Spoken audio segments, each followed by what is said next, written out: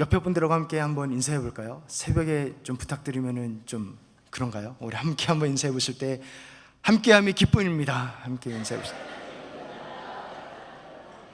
감사합니다. 함께함이 기쁨입니다. 오늘 말씀은 시편 23편 말씀입니다. 너무나 익숙하고 너무나 잘 아시는 말씀이시죠. 이 말씀, 우리 1절 말씀에 우리 다 아시는데 함께 한번 읽어볼까요? 여호와는 나의 목자시니 내게 부족함이 없으리로다. 이 말씀은 내게 부족한 것이 없고 내가 원하는 게 없고 죽어도 여한이 없다라는 말처럼 모든 것에 만족한다라는 그런 말씀입니다. 아멘이십니까? 이 아멘을 저희가 함께 했지만 이 아멘에 사실 여러 가지 고백이 있을 수 있습니다. 어떤 이는 여호와 이레 하나님께서 나의 필요를 다 채워주시기에 내 쓸 것을 하나하나 다 인도하시기에 내게 부족함이 없다라고 고백할 수 있고, 또 어떤 이는 어떤 형편에도 자족함을 배웠기 때문에 내게는 부족함이 없습니다 라고 고백할 수도 있습니다. 그리고 또 다른 의미의 정말 내게는 부족함이 없습니다 라는 고백이 있을 수 있습니다. 그 의미에 대해서, 이 내게 부족함이 없다라는 의미에 대해서 한번 살펴보려 합니다. 제가 말씀을 준비하면서 이 너무나 익숙한 이 23편을 조금 다른 시각으로 바라볼 수 있게 하나님께서 인도해 주셨습니다. 그래서 이 여호와는 나의 목자시니 내게 부족함이 없으리로다 라는 이 시편 23편 1절의 말씀을, 이 시편을 쓴 성경 기자가, 시편 기자가 2절부터 3, 4, 5, 6절의 여러 가지 사건을 통하면서 이 1절의 말씀이 어떻게 깊어지고 어떻게 구체화되고 어떻게 더 풍성해지는지를 그렇게 따라가는 삶의 여정이, 신앙의 여정이 아닌가 하는 그 시각으로 바라보게 되었습니다. 오늘 함께 이 시편 기자와 함께 2, 3, 4, 5, 6절을 가시면서 이 1절이 어떻게 깊어지는지를 함께 살펴보려 합니다. 우리 시편 23편 2절 말씀 우리 함께 읽겠습니다. 그가 나를 푸른 풀밭에 누이시며 쉴 만한 물가로 인도하시는도다. 아멘. 우리 성도님들께서는 여호와의 이름 중에 어떠한 이름을 가장 좋아하십니까? 아마도 여호와 이레, 공급하신 하나님, 준비하신 하나님이 그 중에 속하지 않을까 싶습니다. 우리 하나님은 준비하시고 예비하시고 공급하시고 도와주시고 인도하시는 분인 줄로 믿습니다. 그래서 우리를 푸른 초장으로 누이시고 쉴 만한 물가로, 우리가 푸른 초장이 필요한지 주님께서 아시고 그곳으로 우리를 인도하고 누이시고 또 쉴 만한 물가로 인도하셔서 그곳에서 하나님의 은혜를, 쉼을 누리게 하시는 우리의 하나님이십니다. 그래서 우리에게 귀를 창조하신 분께서 친히 귀를 기울여서 들으시고, 그리고 일용할 양식을 구하라고 하신 하나님께서 우리의 간구를 구하고 두드리고 찾는 것을 들어주시고 세심하게 공급하시고 인도하시는 하나님이십니다. 그 하나님께서 왜 우리의 기도를, 필요를 들어 응답하실까요? 왜냐하면 우리의 아버지이시기 때문인 줄로 믿습니다. 좋으신 아버지, 선하신 아버지, 그리고 사랑 많으시고 능력이 많으신 아버지께서 우리의 필요를, 육신의 필요를, 돈을, 여러 가지 물질을 다 공급해 주십니다. 그리고 또한 물질적인 것뿐만이 아니라 정신적인 것, 지혜가 필요하거든 후회 주시고 꾸짖지 아니하시는 분에게 구하라 말씀하신 주님께서 결정마다 지혜로 인도하시고 꼭 필요한 사람을 보내주시고 나의 약점과 강점, 필요를 너무나 잘 알고 완벽하게 도와주는 줄로 믿습니다. 그 표현이 나를 푸른 초장으로 누이시고 쉴 만한 물가로 실질적으로 도와주시고 인도하시는도다. 그러한 하나님이 나의 공급자시니 내게 부족함이 없다라고 시편 기자가 고백하는지 모르겠습니다. 그런데 이렇게 물질적인 필요가 응답받고 문제가 해결될지라도 여전히 우리의 모습은 나는 여전히 부족하다, 부족함이 없으리로다가 아니라 부족하다, 그렇게 고백하는 그런 저의 모습을 봅니다. 이 병만 낫게 하시면 정말로 열심히 주를 쫓겠습니다. 이 장학금만 주시면 정말 소명 따라 열심히 공부하겠습니다. 이 문제만 해결해 주시면 나의 삶을 드리겠습니다. 그렇게 기도하고 구하고 그렇게 해서 하나님의 은혜를 베푸시고 도와주시지만 정작 그 도움을 받고 나면 마음이 식기도 하고 그 기도의 열정은 어디에 갔는지 문제가 해결됨과 동시에 마음도 믿음도 식고 또 다시 불안해하고 나는 부족하다 하는 그런 모습을 봅니다. 그래서 문제는 물질에 달려있는 것이 아니라 영적인 것에 달려있다는 것을 깨닫게 되는 것입니다. 그 부분을 시편 기자는 이렇게 이야기합니다. 우리 3절 말씀 함께 읽겠습니다. 내 영혼을 소생시키시고 자기 이름을 위하여 의의 길로 인도하시는 도다. 영혼이 하나님 안에서 살아야 육도 살 줄로 믿습니다. 요한 3서 2절에서는 이렇게 고백합니다. 우리 함께 읽겠습니다. 사랑하는 자여, 내 영혼이 잘됨 같이 내가 범사에 잘되고 강건하기를 내가 간구하노라. 아멘. 영혼이 잘돼야 범사에 잘되고 강건한다라고 합니다. 결국 영혼이 중요하다라는 것이지요. 영혼이 잘돼야 범사에 잘되고 강건하다, 주님은 말씀하십니다. 우리의 영혼은 어떻습니까? 안녕합니까? 평안합니까? 내 영혼이 주 안에 거하고 있는가가 너무나 중요하다라는 것입니다. 영혼을 소생시키시고 또한 의의 길로 인도하시는 데다, 우리가 의에 서 있는 것이 너무나 중요합니다. 아무리 물질이 많고 풍요로울지라도 의롭지 않다라고 하면 불안하지요. 의롭지 않다라고 하면 그 평강은, 그 폭력 위에 쌓아진 평강은 평강이 아닌 것처럼, 그렇게 의로운 것, 의의 길에 서 있고 거룩하고 정결한 것이 중요하다는 것입니다. 그래서 여호와의 이름 중에 여호와 치드케노, 하나님 우리의 의라는 고백, 나의 의이신 하나님, 내 영혼을 죄에서 건져내서 의롭게 하시는 분, 나의 노력이나 나의 공로가 아니라, 나의 의가 아니라 오직 예수 그리스도의 의로 우리를 의롭게 하시는 분, 그분을 만날 때 용서하시고 회복시키시고 또한 영혼을 소생시키시고 아름답게 인도하시는 그 하나님을 만나게 될 줄로 믿습니다. 그럴 때야 비로소 죄책감에서 벗어나 나의 의가 나의 공로나 나의 행위에서 나온 것이 아니라 오직 하나님의 은혜구나, 오직 하나님의 의를 입은 거구나, 이것을 깨달을 때 나의 율법이라는 행위라는 무거운 짐에서 벗어나서 진정한 평강과 부족함이 없으리라는 그 평강의 고백으로 갈 수 있는 것입니다. 하나님을 나를 돕는 분, 내가 이것이 필요하고 이것이 필요할 때 나를 돕는 분으로 여기다가 이제는 나의 짐을 내려놓는 분으로 그렇게 하나님을 믿게 되는 그 법을 배우는 것입니다. 그것을 2절 말씀이 표현합니다. 3절 말씀이 표현합니다. 우리 4절 말씀 함께 읽겠습니다. 내가 사망의 음침한 골짜기로 다닐지라도 해를 두려워하지 않을 것은 주께서 나와 함께 하심이라. 주의 지팡이와 막대기가 나를 안위하시나이다. 이 신앙의 여정에서 또한 배우게 되는 것은, 깨닫게 되는 것은, 육신이 하나님의 은혜와 필요로 인해서 공급을 받고 영이 소생받아서 평강할지라도, 그렇게 육과 영이 하나님의 은혜 가운데 거할지라도 여전히 고난이 있다라는 것입니다. 여전히 사망의 음침한 골짜기를 지나야 한다라는 것입니다. 불행 끝 행복 시작일 것 같은데 그렇지 않다라는 것이죠. 그 여전히 고난과 유혹과 싸움이 있다라는 것입니다. 아니, 2절에서 푸른 초장에 놓이고 실만한 물가로 인도해 놓고 영혼이 소생시켜 놓고 왜 사망의 음침한 골짜기라는 그런 곳을 지나야 합니까? 물을 수 있지만 그것이 우리가 살아가고 있는 삶의 현실임을 깨닫게 됩니다.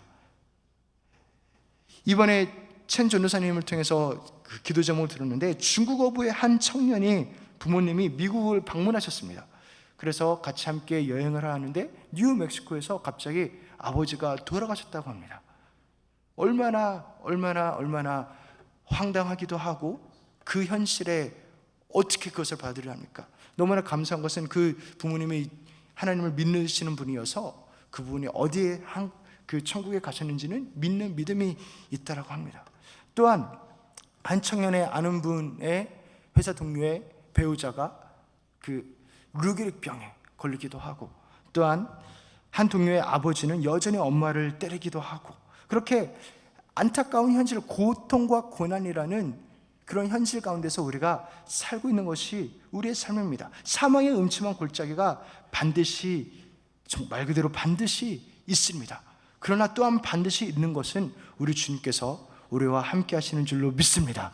그것이 오늘 시편 기자의 고백입니다. 사망의 음침한 골짜기가 있다, 없지 않다, 아무리 외면하고 싶고 부인하고 싶어도 있다. 그러나 그러나 해를 두려워하지 않을 것은 주께서 나와 함께 하심이라. 주의 지팡이와 막대기가 나를 안위하시나이다. 주의 지팡이로 인도하시고 막대기로 보호하십니다. 막대기로 주님께서 친히 나와 함께 하시는 분께서 그 고난과 싸우고 나를 홀로 내버려 두지 아니하십니다. 이 고난의 종류에 따라 내가 배우는 것도 사실 다릅니다. 요나나 다윗처럼 본인의 잘못으로 인해서 당하게 되는 고난은, 그곳에서는 우리는 회개하는 법을 배웁니다. 주님 앞에 회개해야겠구나. 하나님께서 회개할 때, 그런데 회개하며 나아갈 때 사랑이 많으시고 긍휼과 자비가 풍성하신 하나님께서 나를 용서하시는구나, 나를 받아들이시는구나, 그 하나님의 사랑이 있구나, 그것을 배우게 됩니다. 또한 바울처럼, 그리고 예레미야처럼 예수님을 전하다가 당하는 고통, 그렇게 부당하게 당하는, 선하고 용감하게 행동하는데 그것 때문에 부당하게 당하는 고통들을 통해서는 하나님께서는 무엇을 우리에게 가르쳐 주시냐면 용서하는 법을 가르쳐 주십니다. 용서하는 법, 주님이 나를 용서하셨듯이 용서하는 법을, 우리를 용서의 자리로 인도하십니다. 미움에 빠지지 말고 미움이라는 가시를 빼서 아물어라. 남이 아닌 자기 자신을 위해서 용서하고 또 하나님의 용서를 배워라 라는, 그렇게 주님께서 인도하십니다. 나사로를 잃은 마르다와 마리아처럼 사랑하는 사랑하는, 예를 들어 만약 자녀를 불의의 사고로 먼저 보내게 된다면, 그렇게 상실의 아픔, 이 죽음이라는 문제는 하나님께서 어떻게 다루십니까? 우리 고린도후서 4장 17절 함께 읽겠습니다. 우리가 잠시 받는 환난에 경나한 것이 지극히 크고 영원한 영광에 중한 것을 우리에게 이루게 함이니. 아멘. 잠시 받는 환난보다 그 영광이 훨씬 크다라는 것이요, 죽음이 아픕니다. 그런데 죽음이 끝이 아닙니다. 왜냐하면 부활이 있기 때문입니다. 부활이라는 영광은 죽음이라는 아픔보다 훨씬 비교할 수 없이 큽니다. 그리고 너무나 분명하게 주님께서 말씀하시는 것은, 부활이라는 영광을 누리기 위해서는 죽음을 반드시 통과해야 한다는 것입니다. 죽지 않고 어떻게 다시 살아날 수가 있겠습니까? 그래서 죽음이 허무하지 않다는 것을 보여주십니다. 이 죽음이 허무하지 않습니다. 마치 아이를 낳는 산모가 그 배가 너무나 아프고 힘들고 어렵지만 아이를 낳고 나서는 그 아이를 낳은 기쁨이 그 힘듦과 아픔을 모두 다 이겨버리지요. 아이를 낳는 산모가 여전히 아파하는 산모는 없지 않습니까? 그 기쁨과 그 은혜와 그 영광스러움이 아픔을 다 잊을 정도로 충만하다는 것입니다. 그래서 주님께서는 이 죽음이라는 것을 그렇게 부활이라는 소망을 보여주심으로써 우리를 눈을 하늘로, 그 영광을 향하게 하심으로써 그 문제를 해결하시며 우리에게 그 고백을 들려주십니다. 이 부분을 다루는 것이 사실 5절 말씀입니다. 5절 말씀 함께 읽겠습니다. 주께서 내 원수의 목전에서 내게 상을 차려주시고 기름을 내 머리에 부으셨으니 내 잔이 넘치나이다. 아멘. 원수의 보는 앞에서 상을 차려주신대요. 우리의 원수 중에 원수는 누구입니까? 죽음입니다. 사탄입니다. 사망을 쏘는 그 사탄입니다. 죽음이란 것이 원래 우리에게 허락되지 않는 것이었는데 죄로 인해서 왔죠. 이 죽음이 궁극적인 원수, 궁극적인 그 사탄의 무기일진데, 그 우리가 죽을 때, 우리의 생을 다할 때 사탄은 쾌재로 부르겠죠. 겉봐라, 생명이라고 죽어버리잖아. 그러나 그 자리에서, 죽은 그 자리에서 주님께서는 당신의 피의 공로로 인해서 우리를 부활로, 영원한 생명으로 인도하시는 줄로 믿습니다.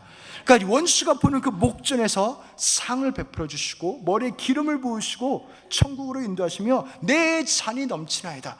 이 땅에서와는 고통과 고난과는 상상할 수도 없는, 비교할 수도 없는 잔이 흘러 넘치게 하는 그 영광스러움으로, 은혜로 우리를 인도하시는 것입니다. 원수의 목전에서 죽는 바로 그 자리에서 부활이라는, 그렇게 해서 우리 여호와는 여호와 니시, 승리하시는 분이신 줄로 믿습니다. 그런데 또한 그렇다면 욥처럼 도저히 이유를 알 수도 없고 너무나 부당하게 당하는 것과 같은 고난은 어떻게 다루십니까? 내 잘못해서 온 고난은 회개로 이끄시고 회개하면 되겠고, 부당하게 겪는 것은 내가 용서해야겠구나 할 수 있는데, 그리고 죽음이라는 상실의 아픔에서는 그때는 하늘을 바라봐야겠구나 하겠는데, 그 어느 것에도 속하지 않는 그 고난, 전혀 무의미해 보이는 고난은 어떻게 해야 되는 것입니까? 도대체 무엇을 배워야 합니까? 사실 욥의 삶에는 고난을 받을 이유가 없었어요. 그 근거가 없습니다. 그런데 그것이 사실 욥의 고난의 핵심입니다. 욥은 필요를 채우시는 여호와 이레 하나님을 구하며 나아가지 않았어요. 그리고 욥은 의롭다 하시는 여호와 츠드케노의 하나님을 구하면서 나를 제발 좀 변호해 달라고 하지 않았습니다. 욥은 죽음에서 승리케 하시는 여호와 니시의 하나님을 바라보면서 나아오지 않았습니다. 욥은 그냥 하나님께 나왔습니다. 여호와 니시 이레 츠드케노가 아니라 그냥 여호와 앞에 나온 것입니다. 하나님 앞에, 하나님께 무엇을 바라고 하나님의 무언가를 손을 구하면서 나온 것이 아니라 그저 여호와 앞에 나왔습니다. 내게 무엇을 하시든지 기꺼이 순종하겠다고 부르신 곳, 그 고난의 자리에 있었고 나온 것입니다. 욥이 이해할 수 없는 고난을 통해서 배운 것은 이것입니다. 나만 바라봐라. 나만 바라봐라. 주님의 도움, 능력이 아니라 하나님 한 분만으로 충분하지 않겠니? 하나님만 바라보라고, 하나님 안에만 거하라고, 그 나만 바라보라라는 그 명령 앞에 나온 것입니다. 그 부분을 시편 6절에서는 23편 6절에서는 이렇게 고백합니다. 우리 함께 읽겠습니다. 내 평생의 선하심과 인자하심이 반드시 나를 따르리니 내가 여호와의 집에 영원히 살리로다. 아멘. 여호와의 집, 여호와의 집은 여호와만 바라보는 것입니다. 여호와의 집에 대해서 시편 27편 4절은 이렇게 고백합니다. 함께 읽겠습니다.